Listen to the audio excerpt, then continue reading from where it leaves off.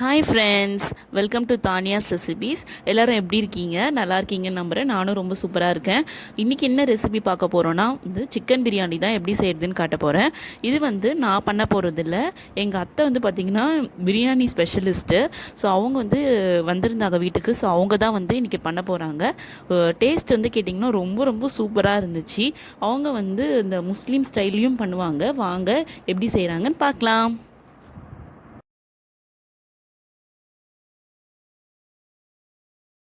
First process பார்த்திங்கன்னா chicken ஒரு 30 மினிட்ஸ்க்கு பிஃபோரே மேரினேஷன் பண்ணிட்டாங்க. இதில் மிளகாத்தூள், மஞ்சத்தூள், உப்பு தேவையான அளவு, அதுக்கப்புறம் தயிர் கொஞ்சம் ஊற்றி நல்லா மிக்ஸ் பண்ணிட்டாங்க. அது தனியாக வச்சுடுங்க. நெக்ஸ்ட்டு ஒரு மிக்சி ஜாரில் இஞ்சி பூண்டு, அதுக்கப்புறம் புதினா, அதுக்கப்புறம் பச்சை மிளகா கொஞ்சம் வச்சு நல்லா பேஸ்ட்டை மாதிரி அரைச்சிக்கங்க.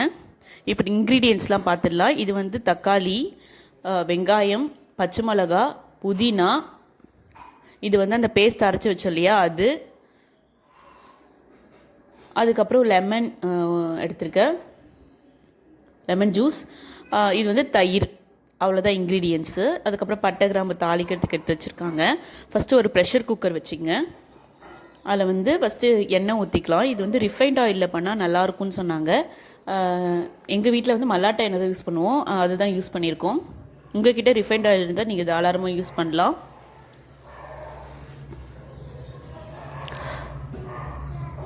இப்போ எண்ணெய் ஊற்றிட்டாங்க, நெய் ஊற்றிங்க.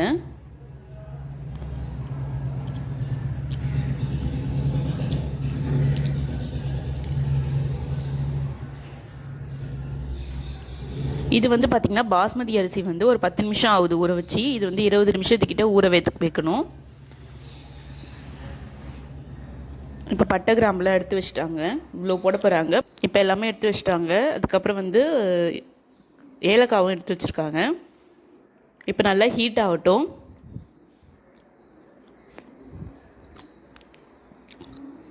ஹீட் ஆகிடுச்சு. இப்போ நம்ம பட்டை கிராம்புலாம் ஃபஸ்ட்டு போட்டுக்கலாம்.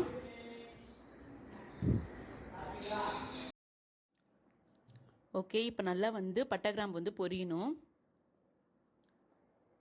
பாருங்கள், பொரிய ஆரம்பிச்சிருக்கு. இந்த ஸ்டேஜில் வெங்காயம் ஆட் பண்ணிக்கலாம்.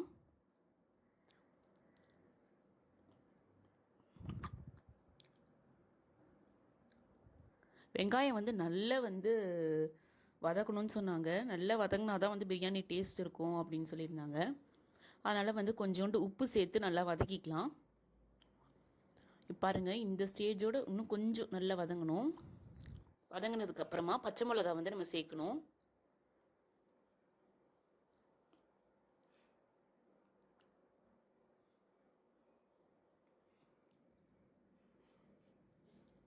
நல்லா மிக்ஸ் பண்ணிக்கோங்க. இதோட இன்க்ரீடியன்ஸ்லாம் நான் டிஸ்கிரிப்ஷனில் கொடுக்குறேன். உங்களுக்கு வேணும்னா நீங்கள் செக் பண்ணிக்கலாம்.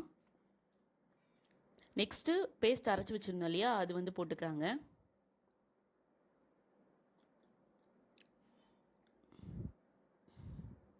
போட்டுட்டு நல்லா மிக்ஸ் பண்ணிக்கலாம். நல்லா மிக்ஸ் பண்ணி அந்த பச்சை வாசனைலாம் போகணும். கம்ப்ளீட்டாக போனதும் புதினா சேர்த்துக்கலாம்.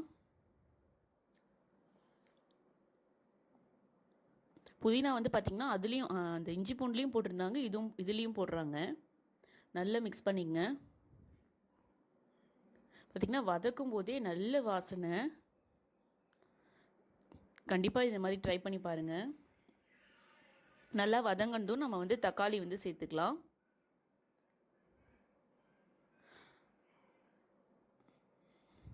தக்காளி நான் காமிச்சேன் இல்லையா, அவ்வளோ எடுத்துருந்தாங்க. பட் ஆனால் அதில் கொஞ்சம் எடுத்துட்டாங்க.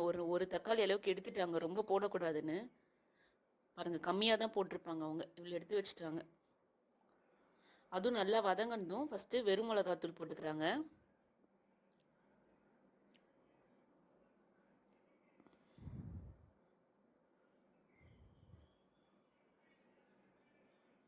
இதில் எந்த ஒரு பிரியாணி மசாலாவும் அவங்க ஆட் பண்ணல. இது பார்த்திங்கன்னா மல்லித்தூள், சாரி ஜீரகத்தூள்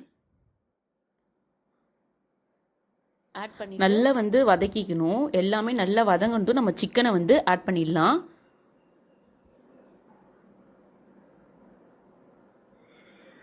ஆட் பண்ணிவிட்டு சிக்கனையும் ஆட் பண்ணிவிட்டு நல்லா மிக்ஸ் பண்ணிக்கலாம். இப்போ தண்ணியோட அளவு சொல்கிறேன் பாருங்கள். இந்த பாத்திரத்தால் வந்து அரிசி எடுத்திருந்தாங்க. அது வந்து 1 ஃபுல்லாக எடுத்திருந்தாங்க. ஸோ 1க்கு 1.5 தான். நம்ம கிளாஸில் எடுப்போம் இல்லையா, அதே மாதிரி இந்த பாத்திரத்தில் எடுத்துக்கணும். இப்போ நெக்ஸ்ட்டு வந்து அந்த 1க்கு 1.5 அந்த தண்ணி வச்சு நல்லா கொதிக்க விட போகிறாங்க. ஃபஸ்ட்டு ஹீட் பண்ணிவிட்டு அந்த தண்ணியை ஊற்றுவாங்களாம். அதுக்கப்புறம் நல்ல சிக்கனை போட்டதுக்கப்புறம் கரம் மசாலா வந்து போட்டிருந்தாங்க. 2 டேபிள் ஸ்பூன் அளவுக்கு போட்டாங்க லாஸ்ட்டாக. நெக்ஸ்ட்டு வந்து தயிர் வந்து சேர்த்துக்கிறாங்க. நான் உங்களுக்கு அளவு வந்து டிஸ்கிரிப்ஷனில் சொல்கிறேன். அதுக்கப்புறம் லெமன் ஜூஸ், இது 2த்தையுமே ஒரே நேரத்தில் சேர்த்துக்கிறாங்க. ஓகே, நல்லா மிக்ஸ் பண்ணிக்கலாம்.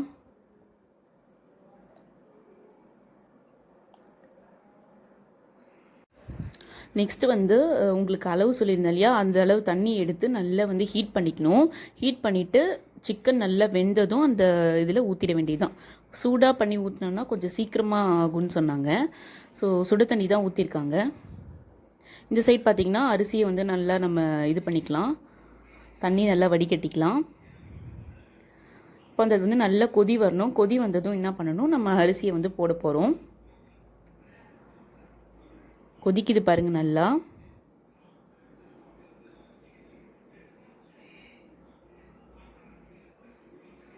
இப்போ வந்து நம்ம அரிசியை போட்டுக்கலாம்.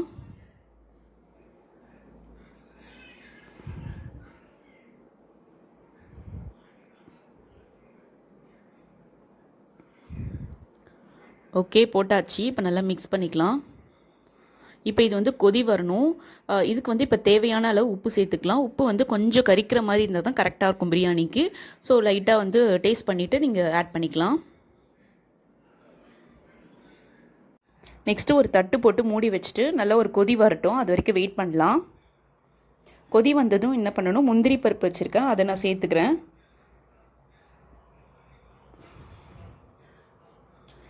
சேர்த்துட்டு நல்லா மிக்ஸ் பண்ணிக்கங்க. அதுக்கப்புறம் நான் புதினா வச்சுருந்தேன், அதையும் வந்து லாஸ்ட்டாக வந்து சேர்த்துக்கிறேன்.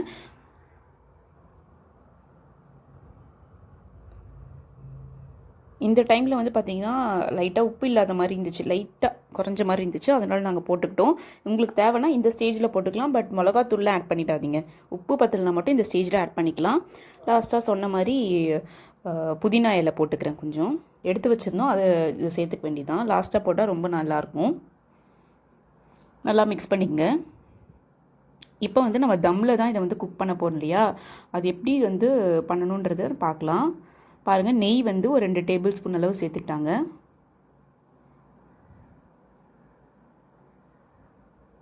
ஓகே, இப்போ வந்து ஒரு மீடியம் ஃப்ளேமில் வச்சிடலாம்.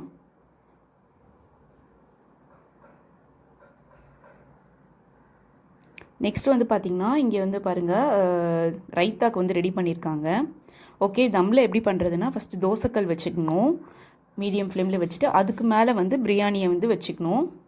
இது வந்து ஓரளவு தண்ணி இருக்கும்போது வச்சா போதும், ரொம்ப நம்ம ஃபஸ்ட்டு ஸ்டார்டிங்கில் வைக்க தேவையில்ல.